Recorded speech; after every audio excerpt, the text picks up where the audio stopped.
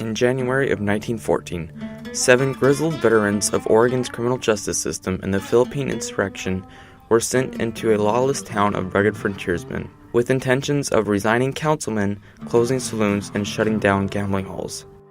Their leader, a woman's secretary, standing only 5 feet tall and weighing only 108 pounds.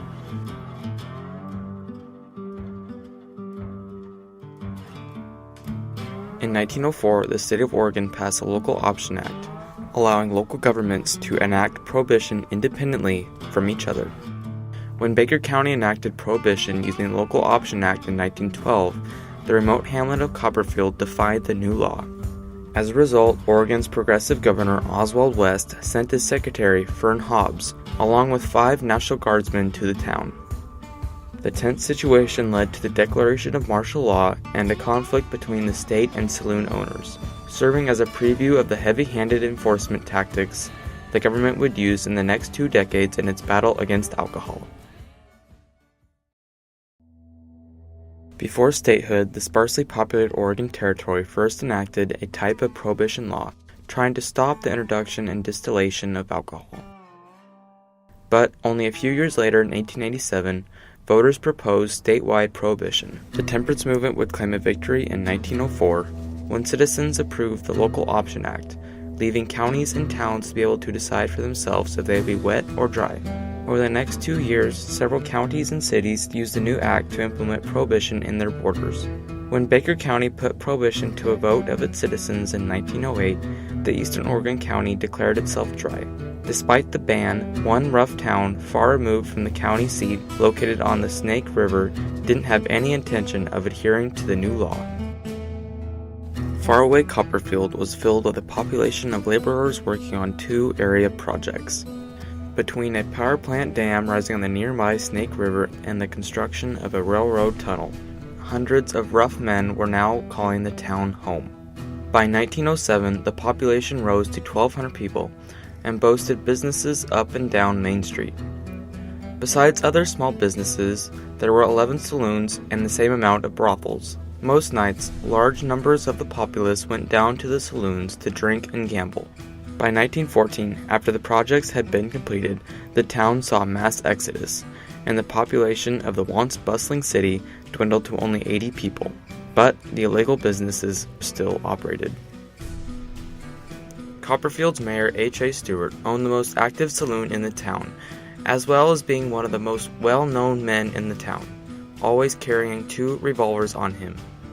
Along with members of the town council, who were Tony Warner, which co-owned the saloon with Stewart, another saloon owner known as William Wagand, and finally Charles Knutes, who was a simple bartender. When prohibition was enacted in the county, the townspeople simply ignored it, feeling that they were so far out on the frontier that no one would know or care to do anything about it. And for almost 10 years, they were right. But on the other side of the state, over 400 miles away, Oregon's Governor Oswald West, an ardent supporter of prohibition who once declared that one of his ambitions was to shoot a bartender, received reports of alcohol still flowing in Copperfield, along with gambling, which was also illegal.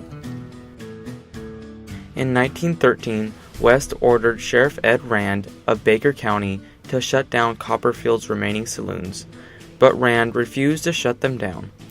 Governor West told Rand that if Copperfield was not clean by Christmas, the state would get involved. On January 2, 1914, West decided to send his diminutive personal secretary, Fern Hobbs, to the scene, accompanied by Lieutenant Colonel B.K. Lawson, who was part of the Coastal Artillery and a warden at the Oregon State Prison. 5 Oregon National Guardsmen picked out by Lawson, and Frank Snodgrass, who was the chief of the penitentiary guards. All of the men were veterans of the Philippine insurrection, and were broad and sturdy. Hundreds of people came to the small town to see Miss Hobbs attempt to enforce the governor's will. Hobbs' physical appearance may not have been intimidating, but her determination was. Exercising the authority given to her by the governor, Hobbs called an immediate meeting of the city council, where she told the mayor and the councilmen very sternly to give up the positions they held and turn in their resignations immediately.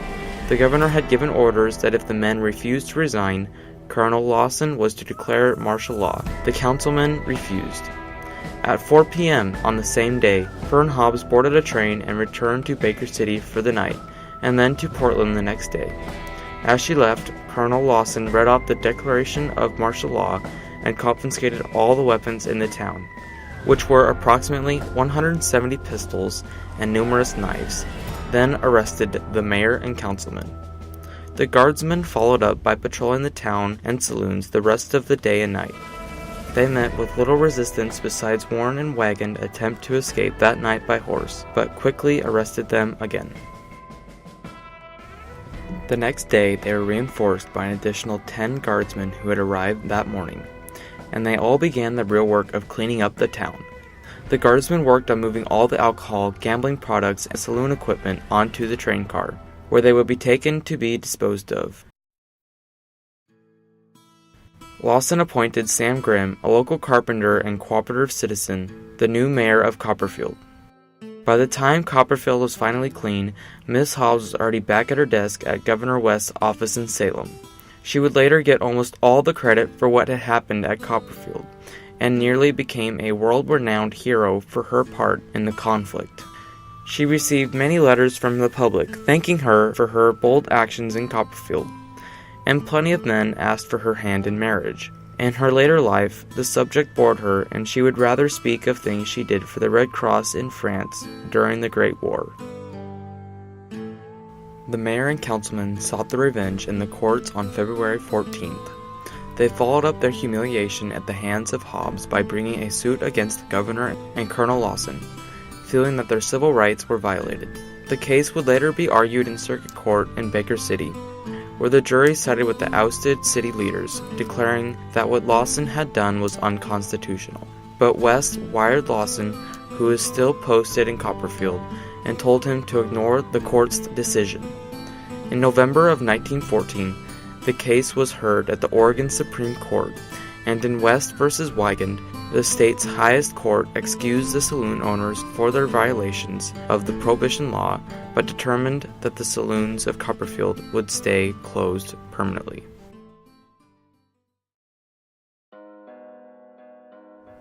The saloons had provided most of the revenue for the tiny Eastern Oregon town, and after they had been shut down for good in 1914, the once thriving outpost would become a ghost town. The saloons at the center of the conflict and the rest of the town except the post office and schoolhouse all burned down in 1915, believed to be started by an arsonist.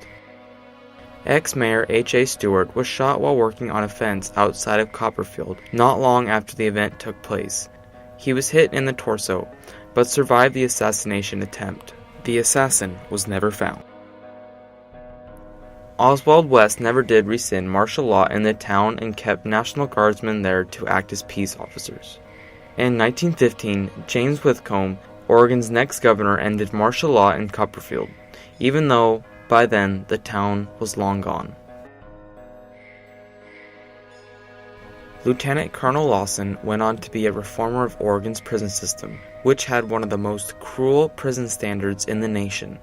Even though he was not widely publicized by the newspapers during his lifetime, he was the true hero behind the Copperfield event. He held together a small band of militiamen against hundreds of armed ruffians, and never had to fire a bullet. The Copperfield conflict served as an example of what Prohibition could look like on a larger scale when the state of Oregon abolished alcohol on a statewide level in 1914. The affair demonstrated how far the state government would go to stop alcohol use, even in the most remote corner of the state. But not everyone was convinced that this was an example of what was to come. Pro-alcohol groups initially thought of Oswald West as a laughingstock, because he had the nerve to send a woman to clean up a tiny frontier town. But what happened in Copperfield served notice to the public that the government would spare no pain in cleaning up the state, an aggressive approach that would later be duplicated in towns across America.